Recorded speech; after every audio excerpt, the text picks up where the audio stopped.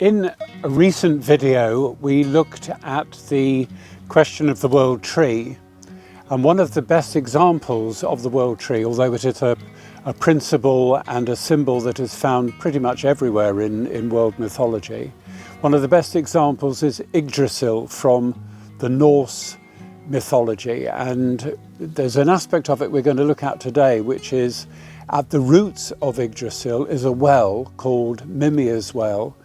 And the chief of the gods, Odin, wanting to draw on the wisdom of that well in order to be able to do so, to drink from Mimir's horn and participate in the wisdom, he has to give up one of his eyes. So one of his eyes remains with the well and one of his eyes he can see with. And we're going to look at what that might mean today. And it's a very good illustration of how obscure symbols, obscure aspects of a story can actually reveal profound truths. So that's what we're going to look at today. If I can invite you to subscribe to this channel, there's more about fairy tales and mythology, which we'll be posting fairly regularly from now on. And also, if you look at the link underneath this video, it will give you access to a free guide to how to interpret fairy tales, which you may find quite useful. So let's consider then the question of Odin's eye.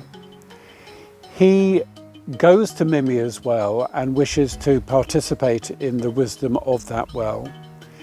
And the frost giant after whom the well is named who is called Mimir, he has been beheaded by one of the gods. And Odin is described as using that head to talk to. He gains advice from the head.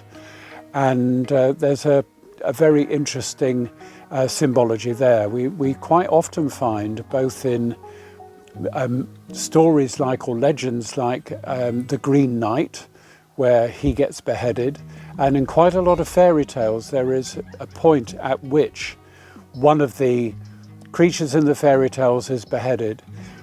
And Orpheus, of course, his head was described as having floated from, I think, the Isle of Lesbos, floated to another island. And when you get that description, it's usually referring to a stream of tradition or certain ideas as being separated from the corporeality of the body. So it's the system of ideas that's being referred to. So what does Odin do then? He wants to participate in Mimir's wisdom. He does talk to Mimir's head, but in order to do those things, he has to give up one of his eyes, and the eye sinks to the bottom of the well. With the other eye, when he sits on his throne, he is able to survey and rule the whole of manifestation, the whole creation, all 9 worlds that exist in the Norse mythology. So what might this mean? Well, with the one eye, he is all-seeing. And I suppose you could say that same concept of the one eye is there in the Egyptian presentation, where again you get one Egyptian eye, and it's found on the dollar bill. I think most people listening to this will be familiar with the idea of the eye at the pinnacle of the pyramid on the dollar bill. And it's a similar concept of the all-seeing eye, and it's singular, it's unified, it's unitary. We might say, well, then surely Odin is just like a cyclops, which is also one-eyed in the center of their head in that case. But Odin has given one eye up and kept the other eye, rather in the same way as the eye of Horus is one particular eye. It is not a single eye in the center of his forehead.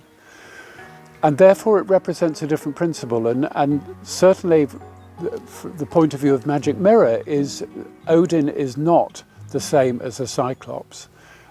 He originates in a different way to the Cyclops. He's not the child of a sea god, Neptune in this case, or Poseidon, and is a different principle operating in a different realm.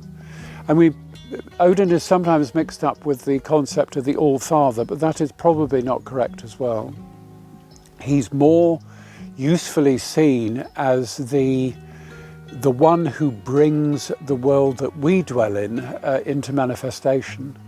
And he's all watchful over that world. He may be seen as somewhat a trickster in that world. He's sometimes associated with Mercury in that sense, or Hermes. But best seen maybe as the creator of this realm, the one who has devised this realm, who rules this realm, somewhat as Zeus or Jupiter rules the world from the Olympian heights. So what does the eye mean? The eye that is in Mimir's well? Well, Mimir is not a god. Mimir, in a way, a bit like Ymir, the frost giant from whom the world is created by the Aesir gods. Mimir represents a principle. He represents a bit like the Titans who are cast down into Tartarus to produce the world that can be experienced through the senses. So Mimir is a frost god who is useful to the Aesir gods in order for them to act wisely, to act with knowledge. And in order for Odin to be in touch with that wisdom, the wisdom of Mimir as well, then he needs to be seeing that wisdom all the time that he's seeing the world. He needs to be in contact with that wisdom. And the Norse mythology beautifully captures that idea. One eye of his is always within the well, which is the well of wisdom. And one eye is looking at all the 9 worlds that make up the Norse view of things, the Norse total reality. So another suggestion another aspect that provides a suggestion that we're dealing with an intellectual power here, a power of knowing, is the fact that Odin has 2 ravens, Huginn and Munninn. And Huginn is thought, and Munninn is memory.